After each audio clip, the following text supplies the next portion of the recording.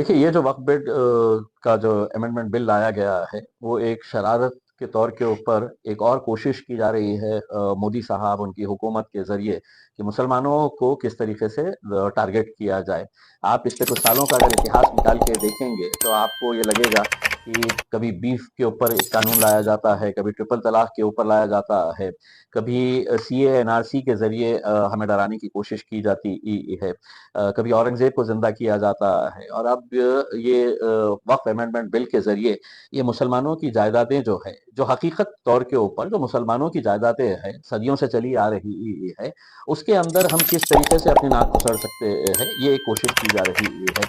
आज जब ये बिल टेबल किया गया, तो उस वक्त देश के जो माइनॉरिटी अफेयर्स मिनिस्टर है, उन्होंने टोटली मिसलीडिंग और मिस्चीवियस तरीके से देश को गुमराह करने की कोशिश की है कि एक तो ये बताया जा रहा था कि पहले हमको शियाओं को भी इसमें डालना है, हमको सुन्नी को, हमको बोहरी समाज को भी डालना है, महिलाओं को भी डालना है। ये ऑलरेडी प्रावधान है, लेकिन देश को गुमराह किया जा रहा है। बोर्ड्स के अंदर शिया कम्युनिटी का मेंबर होता है, मुतवल्ली कैटेगरी से होता है, बोहरी कम्युनिटी से कोई होता है। ये होने के बावजूद भी ये सिर्फ देश को गुमराह कर रहे हैं। देखो कि हम मुसलमानों के साथ कितना इंसाफ करना चाह रहे हैं। फिर महिलाओं को इसके अंदर डालने की बात की जा रही है। मैं तो नरेंद्र दामोदर मोदी साहब से ये सवाल करना चाहूंगा कि मोदी जी ये बताइएगा कि आपने 5 दिन का अधिवेशन बुलाया था महिलाओं को 50% रिजर्वेशन देने के मामले में, तारीख क्यों नहीं बताई, कब से इंप्लीमेंट करने वाले हैं? क्यों 2024 के अंदर महिलाओं को इंसाफ नहीं दिलाया गया? उनको जो हक मिलना चाहिएगा, सम्मान मिलना चाहिएगा, वो क्यों नहीं आपने 2024 के अंदर दिलाया? आप ये समझ रहे हैं कि महिलाओं को वक्फ बोर्ड के अंदर डालकर आप उन्हें सम्मान दे देंगे? आपके सम्मान का मतलब यह है कि महिलाओं को लाडली बहन का दर्जा देकर उन्हें हाथ में 500 रुपये, कभी 1000 रुपये थमा दिया जाए तो उनको सम्मान मिल जाएगा करके उसमें। और दूसरा यह है कि वक्फ बोर्ड के अंदर दूसरे जाति धर्म के लोगों को क्यों इंक्लूड किया जा रहा है? अगर इसी तरह से अगर आप दूसरे जाति धर्म के लोगों को वक्फ बोर्ड के अंदर डाल रहे हैं, तो इम्तियाज जलील को भी है तो शिरडी के संस्थान के अंदर डाल दीजिएगा, इम्तियाज जलील को पंढरपुर की मंदिर के अंदर डाल दीजिएगा, तिरुपति का जो बोर्ड है वो तिरुपति के बोर्ड के अंदर इम्तियाज जलील को डाल दीजिएगा। नहीं, वहां पर रहेंगे तो पूरे हिंदू रहेंगे। सिखों का जब बोर्ड रहेगा तो उसके अंदर पूरे सिख रहेंगे। दूसरे जाति धर्मों का जो बोर्ड रहेगा उसके अंदर वही जाति धर्म के। सिर्फ आप ये कहना चाह रहे हैं कि हम दो इंटेलेक्चुअल नॉन मुस्लिम्स को इस बोर्ड के अंदर डाल रहे हैं।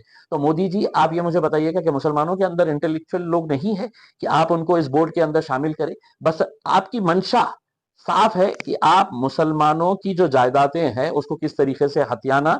और ऑलरेडी ये जायदादों के ऊपर अगर देखा जाए तो 70 to 80% जायदादें जो है वो ऑलरेडी है तो आपके अपने करीब के लोग जो है, जो आज आपको इस बिल के अंदर समर्थन कर रहे हैं, इनके लगवे भगवे जितने भी है ये जमीनों के ऊपर यही लोग जाकर बैठे हुए हैं। बस उनको किस तरीके से प्रोटेक्शन देना है, इसलिए ये बिल लाया गया है। दाना पानी बंद हो जाएगा ऐसा भी कहा जा रहा है।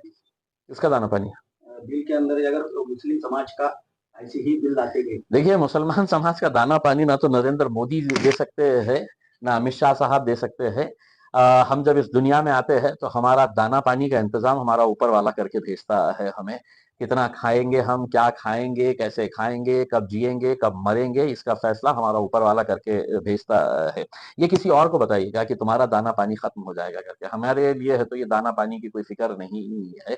अरे हम तो वो कौम है जो 1 महीना भूखा रहते है उसमें। हाँ? क्योंकि हमारे अल्लाह ने हमें बताया है कि तुम्हें 1 महीना है तो रमजान की पाबंदी करनी है करके। उस वक्त हम एक सादा घुट भी है तो चुपके से है तो हम पानी पीते नहीं है, थूक उगलते नहीं है हम उसमें। तो आप हमको कहाँ से दाना पानी का है तो डर और खौफ दिखा रहे हैं? 5 सौगातों की बात की जा रही है जो इस बिल के बारे में।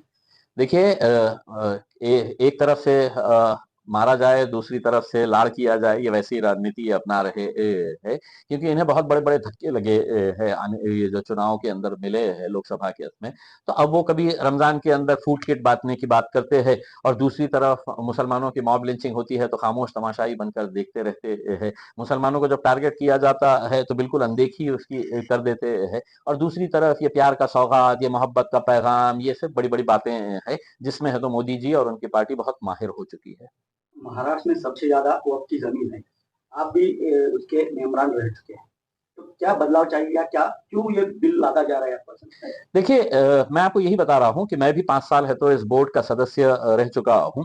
वक्फ बोर्ड का अगर कोई फैसला अगर होता है कि हमारी जमीन है और उसके ऊपर किसी को विवाद होता है तो वो ट्रिब्यूनल के अंदर जाता है। ट्रिब्यूनल का जब फैसला आता है तो कलेक्टर महाराज जो बैठे हैं, जो सरकार के नुमाइंदे होते हैं वो ट्रिब्यूनल का फैसला मानने को तैयार नहीं है। कितने सारे ऐसे उदाहरण हम दे सके उसके अंदर।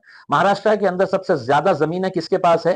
तो सरकारी विभागों के पास है, जो वक्फ बोर्डों की जमीनें इन्होंने हथिया लिए है। अब इस नए कानून के तहत कलेक्टर महाशय तय करेंगे कि ये जमीन सरकारी है या वक्फ की है। अगर उन्होंने ये फैसला कर दिया कि ये सरकारी है, तो जो पीड़ित है, जो एग्रीव पार्टी है, उसका काम रहेगा कि तू जा अब लड़, अदालत के अंदर, हाई कोर्ट में लड़, सालों साल निकाल दे, फिर उसके बाद सुप्रीम कोर्ट के अंदर जा और सुप्रीम कोर्ट के अंदर सालों साल निकाल दे। अगर सुप्रीम कोर्ट के अंदर अच्छा वकील जज अगर बैठा हुआ है तो वो इंसाफ देगा, वरना अगर उसको रिटायरमेंट के बाद राज्यसभा की सीट चाहिए या नेशनल ह्यूमन राइट्स कमीशन की सीट चाहिए, तो वो फैसला किस हिसाब से करेगा ये भी अच्छी तरह से आप जानते हैं। या फैसला करते वक्त चीफ जस्टिस की तरह कहेगा कि मैं भगवान से है तो कुछ मांग रहा था कि वो मुझे है तो मदद करे ये फैसला लेने के अंदर, जैसा बाबरी मस्जिद के ताल्लुक से लिया गया था कि भगवान से है तो उन्होंने है तो कुछ मदद मांगी थी उसके अंदर। तो अगर ऐसे जजेस अगर बैठे रहेंगे तो वहां पे भी हमें इंसाफ नहीं मिलेगा। लेकिन इम्तियाज जलील और मेरे जैसे लाखों करोड़ों लोग ये लड़ाई रास्ते पर भी लड़ेंगे और सुप्रीम कोर्ट में भी जाएंगे इस उम्मीद के साथ कि कम से कम वहां पर तो इंसाफ कुछ मिल जाए करके।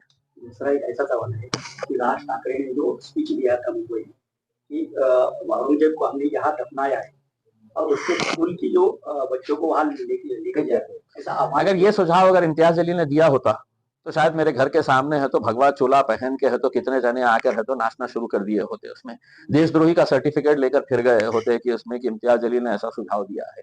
देखिए, इतिहास अच्छा हो, बुरा हो, खराब हो, इतिहास के अंदर कुछ खराब हुआ होगा तो वो एक हकीकत है, उसको आपको मानना पड़ेगा उसमें। अगर सिर्फ औरंगजेब की अगर बात करते हैं तो गुजरात का भी एक इतिहास है, आप उसको कितना भी मिटाने की कोशिश करें वो मिटने वाला नहीं है उसमें, वो हकीकत रहेगा और सदियों तक ये याद रहने वाली चीज है। तो मेरा ये कहना है कि राज ठाकरे साहब ने जो कहा है वो बिल्कुल सही बात है कि आपने दिखाना चाहिए कि साहब ये दो के बीच में ऐसी लड़ाई हुई थी, इसके अंदर ये मारा गया था, इसके अंदर ये ऐसा हुआ था, इन्होंने ये अत्याचार किए थे, इन्होंने ये जुल्म किए थे करके। वरना आप इतिहास को अपने हिसाब से लिख दीजिएगा उसमें। आप पूरी इतिहास की किताबों को फाड़ दीजिएगा उसके अंदर और अपने हिसाब से नई किताबें बनाइएगा और उसके अंदर आप चला दीजिएगा कि आपको जो अच्छा लगता है करके। राज ठाकरे ने मेरे हिसाब से सही बात